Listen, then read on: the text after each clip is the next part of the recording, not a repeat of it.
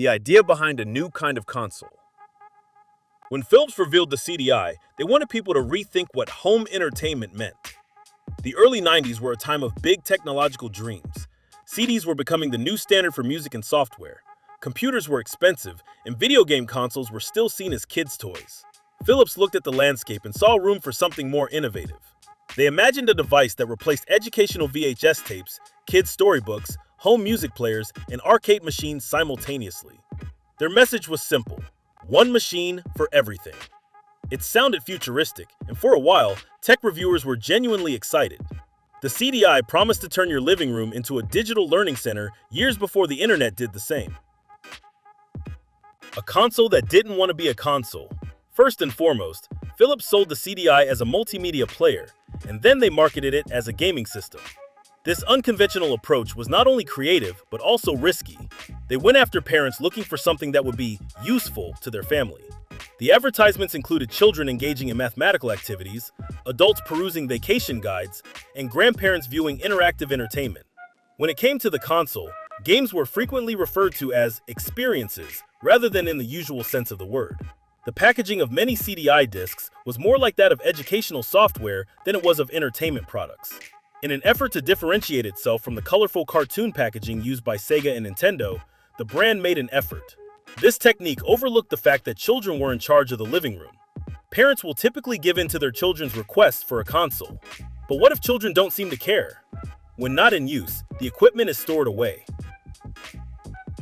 Technology ahead of its time, but limited by its era. The CDI could play video clips, host live-action actors, and deliver voice audio that sounded far cleaner than cartridge games. It even included menus and interfaces that felt modern compared to other systems. However, the CPU and video hardware weren't designed for fast action. Many games relied on pre-recorded video because the console struggled to render scenes in real time. That made gameplay stiff, delayed, and sometimes barely interactive. Developers tried to push boundaries, but every time they attempted something ambitious, the system reminded them that innovation has limits. The CDI was balancing on a line between futuristic and flawed. The Mario and Zelda era everyone remembers. Philips gained permission to use Nintendo characters on a few discs as a result of previous cooperation between the two companies, the Nintendo Entertainment System. Fans anticipated that the game would live up to the enchantment of Super Mario Bros. And The Legend of Zelda. Instead, they were given games that were more like experiments in terms of gameplay. The animations had a peculiar cartoonish quality, the voice acting was theatrical and overdone, and the gameplay felt like browsing a slideshow with a gamepad. Although they did not bring Nintendo's reputation to ruin, these games went on to become infamous jewels in the history of digital gaming. People upload video snippets of the cutscenes to the internet because they are entertaining, humorous, and unexpected all at the same time. It turned out that this peculiar licensing action was the most prominent reverberation from the CDI era. Too expensive for families, too confusing for gamers. At the time of its inception, the CDI frequently cost more than $700 in some locations, including accessories. A substantial amount of money was spent on something that did not provide a compelling explanation of its function. Gamers deemed it lacking in potency. The parents found it challenging.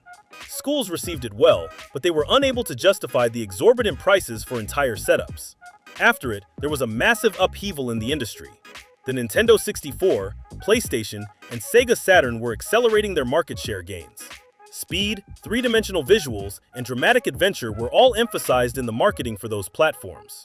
All of a sudden, the CDI became the peaceful child nestled in the corner. The slow exit from the spotlight. Philips tried for years to revamp the strategy. They released cheaper revisions, redesigned controllers, and even partnered with movie studios for interactive films. But each attempt arrived too late. By 1998, Philips officially retired the entire platform. Retailers stopped showcasing it. Most gamers never noticed its disappearance. It simply faded, leaving behind shelves of discs untouched for decades. However, while mainstream interest vanished, curiosity was building under the surface. The collectors who refused to let it die. Retro fans often love the strange and forgotten. They see failed technology as treasure, not trash. The CDI quickly became a favorite for collectors who enjoy the rare and unusual. Some accessories are so uncommon that finding them feels like winning a lottery. Controllers with built-in trackballs, Infrared remotes, VR-style pointing devices, and digital video modules make the console feel like an experimental lab. Collectors also appreciate how the CDI represents a version of the future that didn't happen. Every disc feels like a window into what companies once imagined tech would become. A new life through online communities. The rise of YouTube, fan forums, and retro tech restoration turned the CDI into a cult subject. People now watch deep-dive documentaries and gameplay demos for entertainment and nostalgia. Homebrew developers create improved ports of games that originally ran poorly on the hardware. Fans have even fixed bugs that Philips never solved. Emulators allow younger players to try the console without hunting down expensive equipment. What was once a forgotten system is now a piece of tech pop culture revived through passion and curiosity. The CDI showed the future before anyone else saw it. Consider the following features that are available on modern consoles: streaming applications, educational aids, the ability to play back music and videos, internet browsers, and games suitable for players of all ages. It was in 1991 when the CDI made an attempt to accomplish those same things. Philips made an attempt to combine gaming with lifestyle content a long time before smart TVs, tablets, and media centers became the dominant technology. Simply put, the idea was head and shoulders above where the audience was prepared to go. The vision was not able to be realized by the hardware. When that mismatch occurred, the market punished it. A legacy that finally makes sense. For years, the CDI was treated as a joke, but today, its existence is viewed differently. It is a reminder that every successful idea in tech sits on top of a mountain of failed attempts. Its story teaches a simple truth. Sometimes the right idea appears at the wrong time. The CDI didn't win the console wars, but it helped shape what entertainment eventually became. And now, people are giving it the respect it never received during its short life. Thank you for exploring the forgotten journey of a machine that dared to think past gaming and into the future.